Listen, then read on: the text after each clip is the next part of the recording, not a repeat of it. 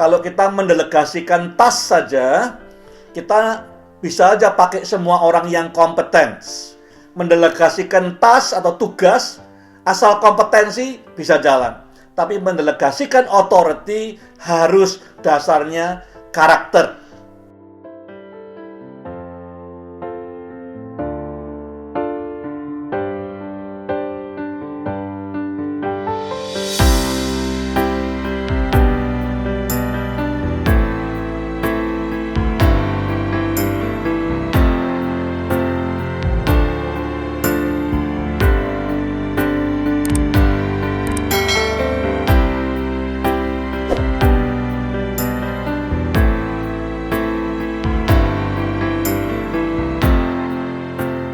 Sekarang kita masuk ke Esther pasal 8. Di ayat yang pertama, God has done it and he will do it again. Ya, Tuhan selalu bisa memutarbalikkan orang Yahudi yang terjepit, yang mau dibunuh, yang ditindas, yang terancam. Di pasal 8 diputarbalikkan sehingga mereka disukai semua orang, ditakuti semua orang. Dan kita tahu dalam hidup kita, dalam hidup saudara, semua kita pernah mengalami seperti itu. Dari kecepit, dari kepepet, di turn around sama Tuhan menjadi berkat. Dari kutuk jadi berkat. Dari ditindas menjadi disegani, dihormati. And God will do it again. That's his business. Dia akan mengerjakan itu. Nah, di ayat yang kedua, Raja Ahasveros memberi cincin, signet ring itu cincin yang punya otoritas, sama dengan otoritasnya Raja. Delegated authority. Yang diberikan kepada Mordekai adalah authority, bukan hanya delegated task. Ya. Kalau kita mendelegasikan task saja, kita bisa aja pakai semua orang yang kompeten. Tapi kalau mendelegasikan otoritas, yang menerima harus orang yang punya karakter. Ya. Mendelegasikan task atau tugas, asal kompetensi bisa jalan. Tapi mendelegasikan authority harus dasarnya karakter. Di pasal 6 ayat 6 kemarin, landasannya kenapa Ahasveros sekarang memberikan otoritas kepada Mordekai, karena ini adalah orang yang dihormati oleh Ahasveros. Karena karakternya dia. Tidak cari pujian, tidak cari upah, ingin menyelamatkan raja demi kepentingan raja dan segala macam. Yang kedua, dia dipuji, direkomendasi, dihormati oleh orang-orang yang dipercaya raja. Jadi di bab sebelumnya, di bab 7 ayat 9, pemimpin daripada Sida mengatakan, orang yang engkau hormati, orang yang mengasihi engkau ini yang akan dibunuh oleh Haman. Jadi dia rekomendasi atau referensi penting sekali. Apalagi oleh orang-orang yang akan dia pimpin. Jadi kalau kita mau memberikan otoritas pada orang, memberikan pendelegasian otoritas, satu adalah karakter yang terbukti, proven character. Nomor 2, rekomendasi dari orang-orang yang bakal dia pimpin. Ya, orang-orang yang kita percayai ngomongnya apa. Yang ketiga, yang dilihat oleh raja adalah dikatakan di pasal 7 ayat 9, he speak good for the king. Dia berbicara hal yang baik kepada raja, tidak penjilat, ya. Semua disampaikan untuk kepentingan raja. Walaupun ada resikonya, dia tanggung resikonya, tapi motivasi semua, baik hidupnya, message yang disampaikan lewat hidupnya, maupun message lewat mulutnya, adalah untuk kebaikan raja. Ya.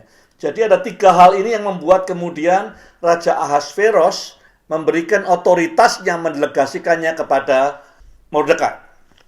Nah, di ayat yang berikutnya, ayat 3 dan keempat, judulnya adalah And she did it again. Saudara tahu bahwa antara kejadian di ayat 1, 2 dan ayat 3 ini terpautnya 67 hari. Jadi peristiwa waktu Haman mengeluarkan undang-undangnya, ya, itu kira-kira tanggal 13 bulan yang pertama, bulan Nisan. Disebut itu di pasal 3. Kemudian Esther minta doa 3 hari.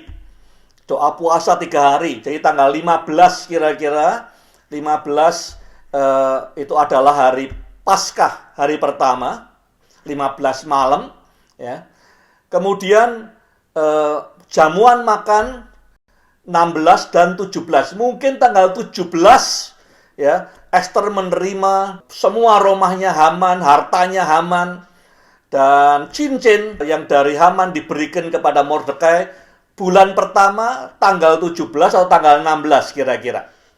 Nah, sekarang di ayat 3 ini, waktu Ester datang lagi ke hadapan raja, ini adalah bulan yang ketiga, ya. Bulan Sivan tanggal 23. Jadi sudah lewat 67 hari. Nah, kembali Ester mempertaruhkan nyawanya. Jadi yang tadi pertama kali di bab-bab sebelumnya, Ester maju, dia berdiri, dia tahu dia akan mati, ya, karena di-challenge oleh Mordekai. Tapi kali ini Ester ambil inisiatif. Ya, dia sudah dapat hartanya Haman, Mordekai sudah diangkat jadi orang kedua, tapi persoalan belum selesai. Ya. Mungkin dia nunggu 67 hari, 2 bulan, si rajanya juga nunggu, tidak kejadian apa-apa. Jadi kemudian Ester mempertaruhkan nyawa untuk keselamatan bangsa itu bukan sekedar proyek, tapi a matter of heart. Anytime you need my life, this is my life. Anytime my life to be sacrificed, this is my life. It's way of life. Memberikan hatinya, memberikan hidupnya untuk keselamatan orang lain. So that they may live. Ya, ini bukan hal yang gampang. Sekali lagi, kalau raja tidak mengulurkan tongkat emas, Ester mati hari ini. Ya, jadi ini kedua kalinya dia pertaruhkan nyawanya 67 hari atau 70 hari setelah yang pertama dulu. Dia pertaruhkan nyawanya. Jadi bukan sekedar proyek, bukan sekedar program, tetapi sungguh-sungguh a matter of heart. Way of life. Keselamatan orang lain. Kapan saja mau ambil nyawa saya, kapan saja mempertaruhkan, ambil resiko untuk keselamatan bangsa, siap. Di peristiwa yang kedua ini, beda dengan yang pertama. Yang pertama dulu Ester hanya berdiri. Yang kedua ini dia berlutut, dia nangis. Yang kedua ini dimotivasi oleh compassion. Ya, oleh belas kasihan. Kedudukan tinggi tidak menghilangkan compassion-nya dia. Jadi dia out of compassion, dia berani tanggung resiko. Keselamatan nyawanya. Kalau raja tidak mengulurkan tongkat emas, dia mati.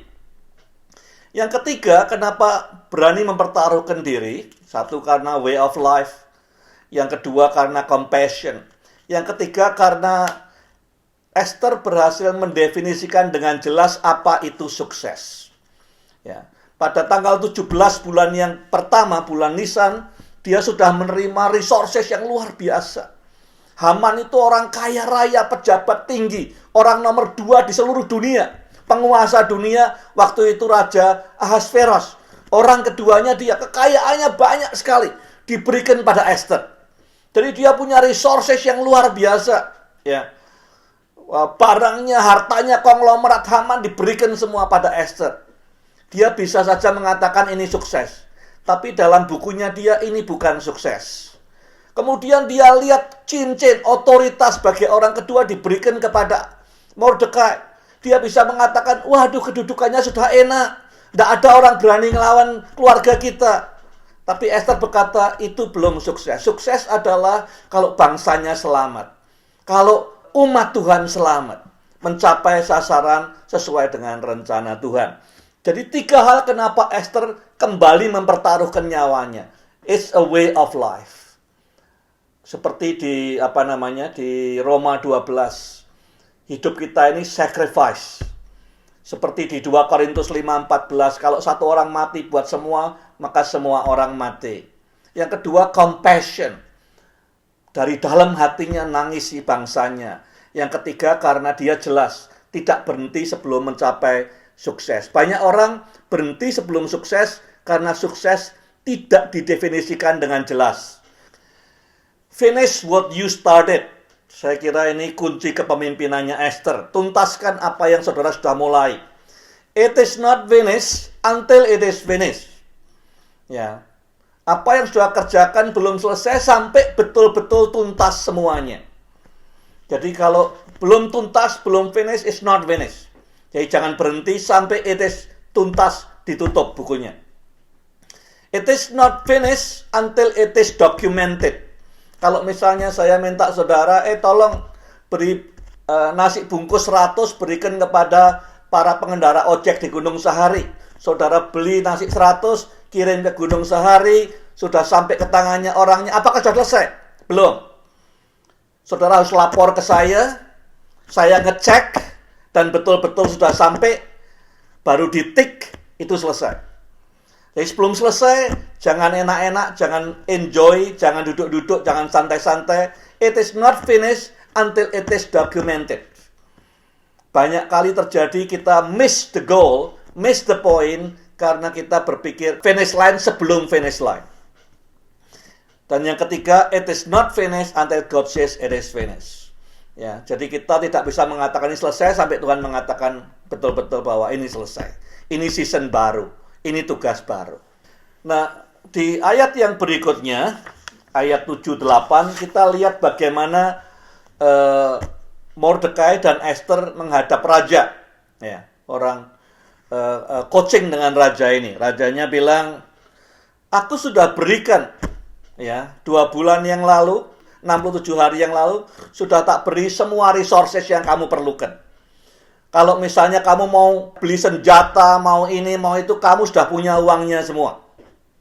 Yang kedua, ancaman dalam hidupmu sudah tak singkirkan. Haman sudah mati. Ya, dia tidak punya apa lagi, tidak punya harta lagi, anak-anaknya semua tidak punya kekayaan lagi. Tidak ada ancaman buat hidupmu.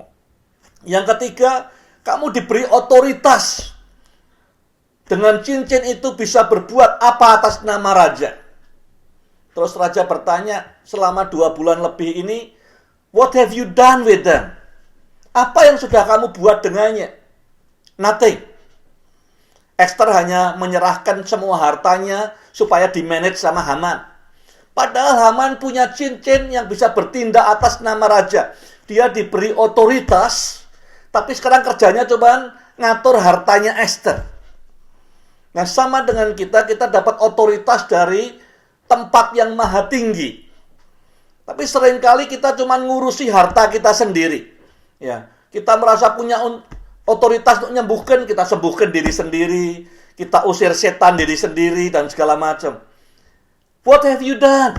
67 hari diberi ring otoritas oleh Tuhan, tidak dipakai untuk apa-apa. Kerjanya Mordekai apa? Ngurusi rumahnya Haman.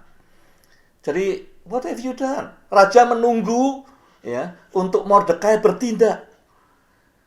Nah, kemudian mereka baru sadar. Terus raja kemudian mengatakan, oke, kali ini tak bantu, datangkan semua orang yang nulis hukum, buat peraturan dan segala macam. Mordekai pejabat baru, dia tidak ngerti harus bertindak sejauh mana. Tapi raja punya expectation. You have the ring, dikatakan. You have the resources. Kamu punya hartanya, punya ringnya. What have you done? Apa yang kau buat untuk bangsamu?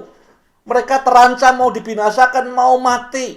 Ya. Apa yang sudah kita buat untuk orang-orang yang terancam di sekitar kita, yang mati kekal tanpa Tuhan? Keputusannya Mordekai ini luar biasa. Ya, kalau saudara baca di ayat 11 dan 12, mindsetnya Mordekai itu adalah always seek ways to build people. Semua keputusannya bukan sekedar reaktif, tapi bagaimana setiap kesempatan membangun umat Tuhan. Always cari kesempatan membangun orang lain, bangun mentalnya, bangun kapasitasnya, bangun confidence-nya. Apa yang dia buat? Satu, dia berkata bahwa orang Yahudi harus mempersiapkan diri. Mereka boleh bertahan. Kalau pembenci-pembenci mereka menyerang, mereka boleh bertahan. Jadi bisa saja dia buat peraturan, misalnya pada tanggal 13 bulan ke-12, semua orang bukan Yahudi harus nutup matanya atau apa saja supaya tidak bisa lihat orang Yahudi. Tapi sengaja dia katakan orang Yahudi harus belajar skill baru, harus belajar meningkatkan kapasitasnya sehingga kapanpun diserang oleh pembenci mereka bisa bertahan. Ya, Jadi keputusannya untuk membuat undang-undang adalah kepada orang Yahudi, you better prepare. Anytime orang yang benci engkau seperti Hitler dan lain-lain akan ada. Tapi setiap saat kamu harus siap. Kembangkan skill baru, kuatkan muscle-mu, tingkatkan kapabilitasmu untuk bisa bertahan. Yang kedua, dikatakan pada hari itu, ya pada hari yang dimana orang Yahudi akan dibunuh, diserang, kalian boleh berkumpul. Tidak hanya di rumah sendiri, berkumpul dan bertahan. Tingkatkan kolaborasi. Jangan kerja sendiri-sendiri. Kolaborasi itu 100 kali lipat daripada orang 100 kerja sendiri-sendiri. Ya. Yang ketiga, tingkatkan kesiagaan, preparedness.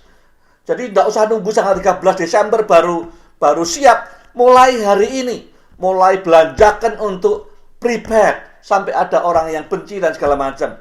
Dan keempat, take responsibility, tingkatkan kepemimpinan.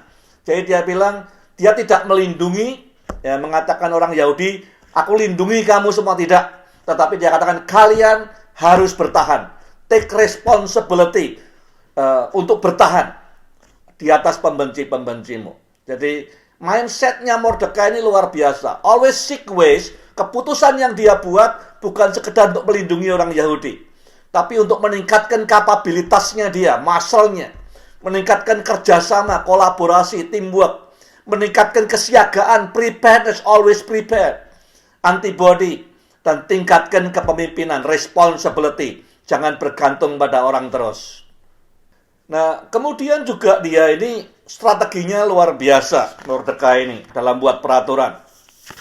Dia ingin supaya responnya terhadap undang-undangnya Haman itu targeted.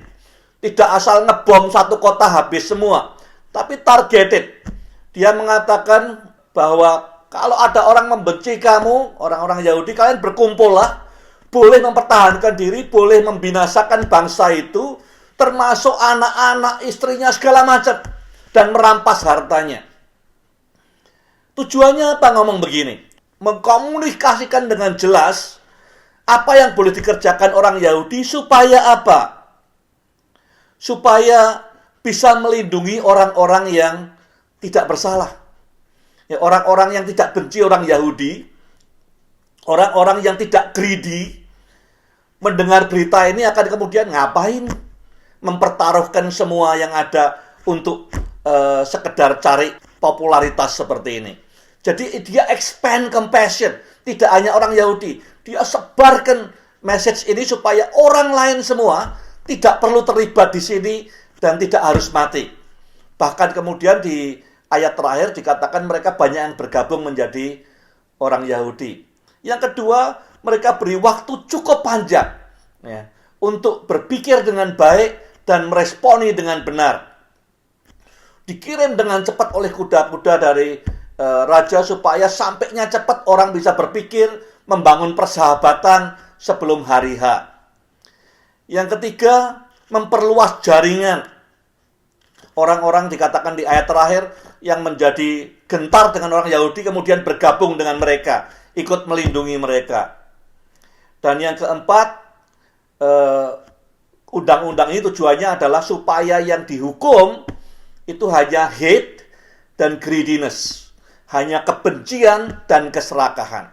Hanya orang yang benci dan serakah, yang nekat menyerang orang Yahudi pada tanggal 13, bulan 12, itulah yang akan mati.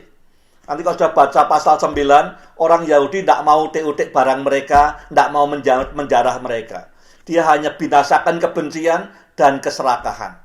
Dan kita harus niru cara strateginya orang Yahudi ini. From rags to rope. Ya, rags itu kain kabung yang dipakai oleh Mordekai waktu dia dengar undang-undangnya Haman, bangsa Yahudi akan dimusnahkan. Pada ayat yang kedua, sesungguhnya dia sudah menerima otoritas.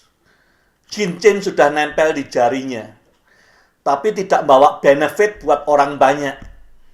Orang yang terancam tetap terancam. Anak-anak Yahudi tetap ketakutan, mungkin tidak berani sekolah. Orang-orang dewasanya tetap ketakutan, kekhawatiran masih ada di mana-mana. Cincin di tangannya Mordekai di ayat 2, selama 67 hari tidak ada gunanya. Nggak ada benefitnya buat orang banyak. Hanya nempel di sini untuk kepentingan diri sendiri. Ngatur uangnya Esther, ngatur rumahnya Esther, dan segala macam. Tidak ada gunanya untuk orang-orang yang di luar sana. Bahkan mungkin dia nggak lihat keluar sana, pikirnya semua sudah aman di dalam istana. Tapi di ayat 15, itu cincin mulai beroperasi. Dia bikin undang-undang yang menguatkan, yang memampukan, yang empower, meningkatkan kapasitasnya orang Yahudi. Pemimpin yang benar saja di masa krisis tidak cukup. Pemimpin yang benar yang menggunakan cincin otoritasnya dengan benar, dikatakan di ayat 15, membawa sukacita bagi semua bangsa. Pemimpin benar tidak bertindak, tidak cukup. Pemimpin benar punya belas kasihan, compassion seperti Esther, ya, akan disukai, sukacita akan ada di seluruh negeri. Selama ini pengalaman kita dengan otoritas yang Tuhan berikan pada kita, baik itu apa yang di tangan kita, ya, bisa saja hartanya Haman dipindahkan ke tangan kita sekian lama, bisa saja cincinnya Haman yang ditaruh di jari kita sekian lama, otoritasnya. Apakah kegiatan kita sudah bermanfaat untuk orang-orang di luar sana yang terancam oleh kematian kekal, terancam oleh penderitaan, terancam kehilangan pekerjaan, terancam oleh keluarganya berantakan, terancam perceraian, terancam segala macam. Apakah kita gunakan otoritas dan resources di tangan kita untuk express our compassion seperti Esther, atau belum sampai ke sana? Kalau kita ingin masyarakat bersukacita, kita harus ikut langkahnya Mordekai di ayat 15. Nah, pertanyaannya, when was the last time saudara pakai? Kalau ada yang ingat, ya tergantung siapa yang mau sharing cerita tentang apakah bagaimana saudara pakai cincin yang Tuhan percayakan pada saudara, otoritas yang Tuhan berikan, resources Tuhan berikan untuk selalu mendengarkan, melihat orang-orang yang terancam di luar sana.